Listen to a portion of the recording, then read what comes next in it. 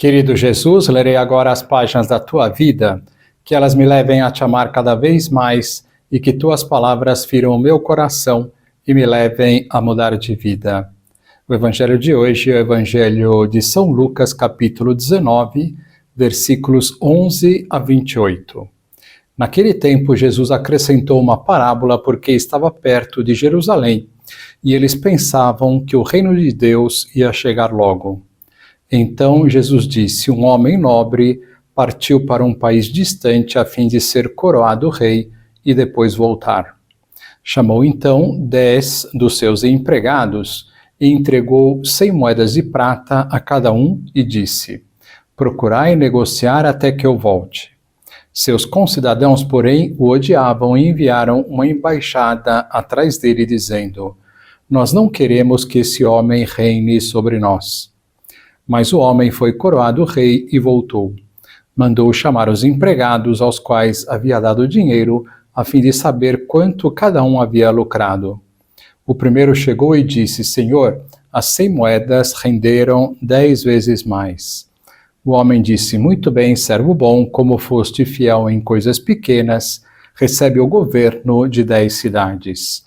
O segundo chegou e disse: Senhor, as 100 moedas renderam 5 vezes mais. O homem disse também a este: recebe tu também o governo de 5 cidades. Chegou outro empregado e disse: Senhor, aqui estão as tuas 100 moedas que guardei num lenço, pois eu tinha medo de ti, porque és um homem severo. Recebes o que não deste e colhes o que não semeaste. O homem disse: servo mau, eu te julgo pela tua própria boca. Tu sabias que eu sou um homem severo, que recebo o que não dei e colho o que não semeei. Então, por que tu não depositaste meu dinheiro no banco? Ao chegar, eu retiraria com juros. Depois disse aos que estavam aí presentes: tirai dele as 100 moedas e dai-as àquele que tem 1000. Os presentes disseram: Senhor, esse já tem 1000 moedas. Ele respondeu: eu vos digo, a todo aquele que já possui será dado mais ainda, mas àquele que nada tem será tirado até mesmo o que tem. E quanto a esses inimigos que não queriam que eu reinasse sobre eles, trazei-os aqui e matai-os na minha frente. Jesus caminhava à frente dos discípulos, subindo para Jerusalém. Palavra da salvação. Glória a vós, Senhor. Vamos olhar para Jesus. Jesus estava perto de Jerusalém e isso fez muitas pessoas pensarem que estaria iminente a chegada do reino de Deus, um reino conforme essa falsa opinião de caráter temporal.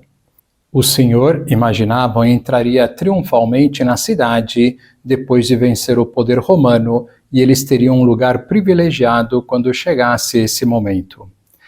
Esses sonhos tão afastados da realidade eram uma prolongação da mentalidade existente em muitos círculos judeus da época.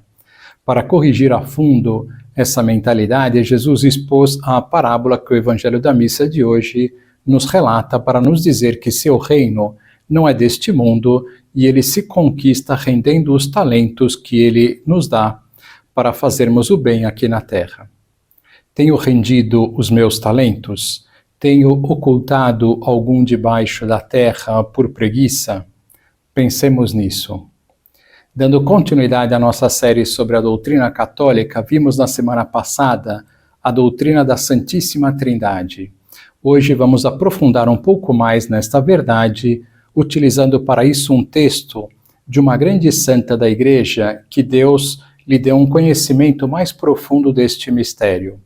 Ela vai dizer algo muito semelhante ao que diz Santo Agostinho, que o Filho é gerado pelo conhecimento que o Pai tem de si mesmo e o Espírito Santo procede do amor entre o Pai e o Filho. Quando ela se referir ao Filho, vai utilizar a palavra verbo. São João também utiliza a palavra verbo no início do seu Evangelho, ao se referir ao Filho. A palavra verbo é utilizada, pois, quando alguém conhece algo, este conhecimento é expresso por uma palavra ou verbo. Então podemos dizer que o conhecimento que o Pai tem de si mesmo é o Verbo ou a palavra. É um texto denso, mas vale a pena ouvi-lo e depois lê-lo com mais calma. Estas palavras são de Santa Maria Madalena de Pazzi. Vejamos o que ela diz. Deus, sumo bem e infinito, basta-se a si próprio. No seu próprio conhecimento e amor encontra toda a sua felicidade. Sendo o ser infinitamente perfeito, o conhecimento e o amor são nele essencialmente fecundos, e desta fecundidade brota o mistério da sua vida íntima, o mistério trinitário.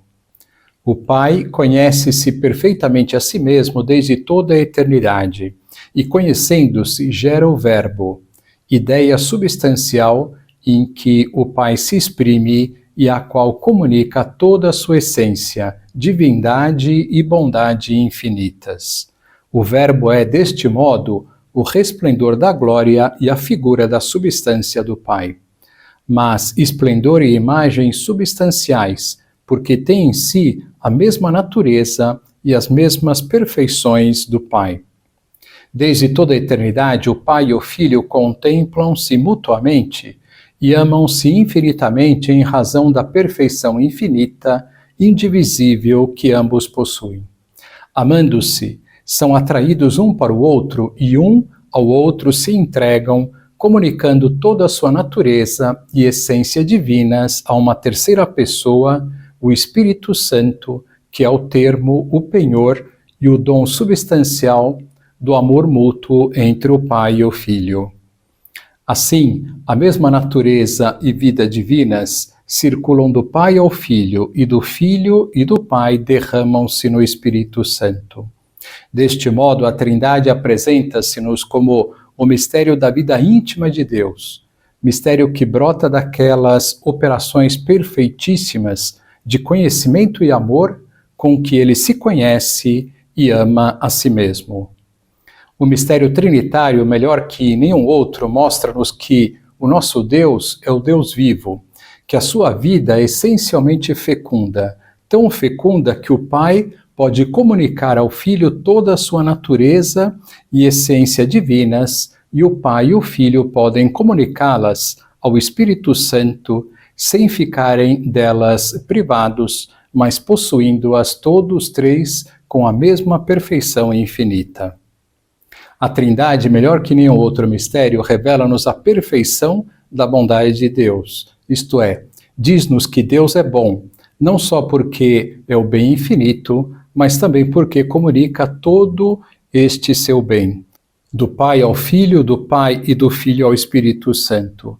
Nas obras que Deus realiza fora de si, derrama só parcialmente o seu bem, mas no seio da Trindade comunica-o íntegra e necessariamente, de tal forma que a sua vida íntima consiste nesta eterna, necessária e absoluta comunicação de todo o seu bem, de todo o seu ser.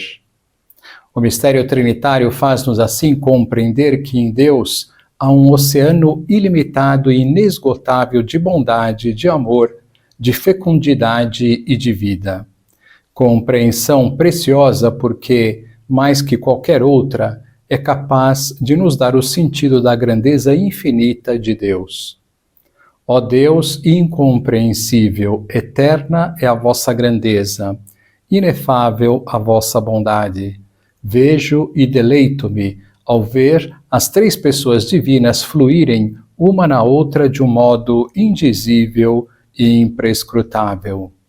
Que lição nós podemos tirar destas considerações? Como é bom conhecer um pouco mais a Deus, e que bonito é ouvir de Santa Maria Madalena de Pazzi que Deus é bom não só porque é o bem infinito, mas também porque comunica todo este seu bem, do Pai ao Filho, do Pai e do Filho ao Espírito Santo, e a nós também, ainda que parcialmente.